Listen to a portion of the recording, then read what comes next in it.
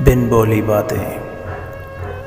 عطر سے کپڑوں کو مہکا لینا بڑی بات نہیں، مزہ تو تب ہے انسان کے کردار سے خوشبو آئے۔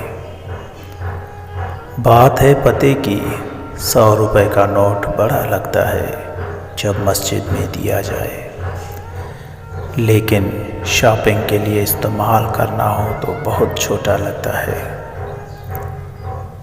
2 گھنٹے مسجد میں بیٹھنا بھاری لگتا ہے، لیکن فلم دیکھنے کے لیے 3 گھنٹے کم لگتے ہیں۔ ایک کرکٹ میچ کی کمنٹری سننے کے لیے لوگ پاگل ہو رہے ہوتے ہیں، لیکن جمعۃ المبارک کا خطبہ وقت سے تھوڑا زیادہ ہو جائے تو لوگ پریشان ہو جاتے ہیں۔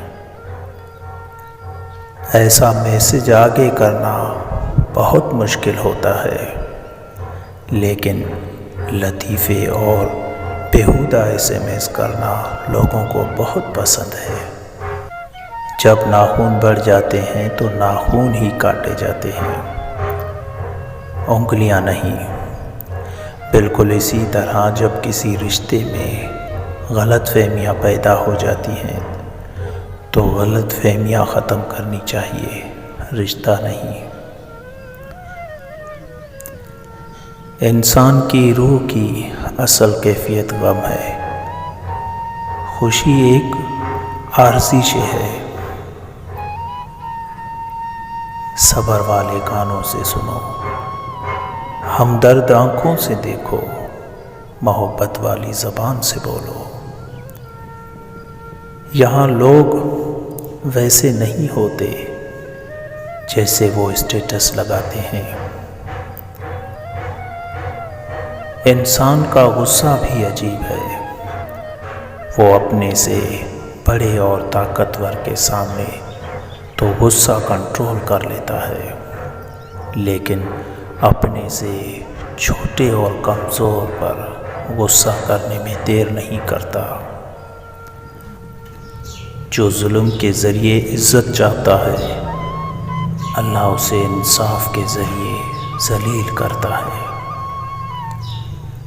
کسی بھی حالت میں اپنا حوصلہ مت چھوڑو، کیونکہ لوگ گرے ہوئے مکان کی اینٹیں بھی اٹھا کر لے جاتے ہیں۔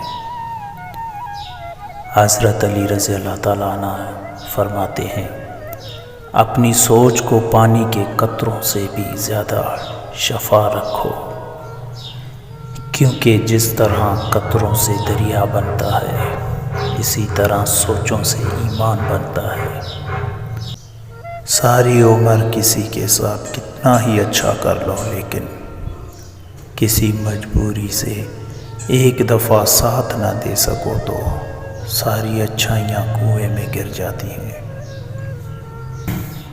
انسان کو اچھی سوچ پہ وہ انعام ملتا ہے جو اسے اچھے اعمال پہ بھی نہیں ملتا، کیونکہ سوچ میں دعویٰ نہیں ہوتا۔ دوستوں، اگر میری ویڈیو آپ لوگوں کو اچھی لگی ہو تو لائک، کمنٹ، سبسکرائب ضرور کرنا۔ Thank you. اللہ حافظ۔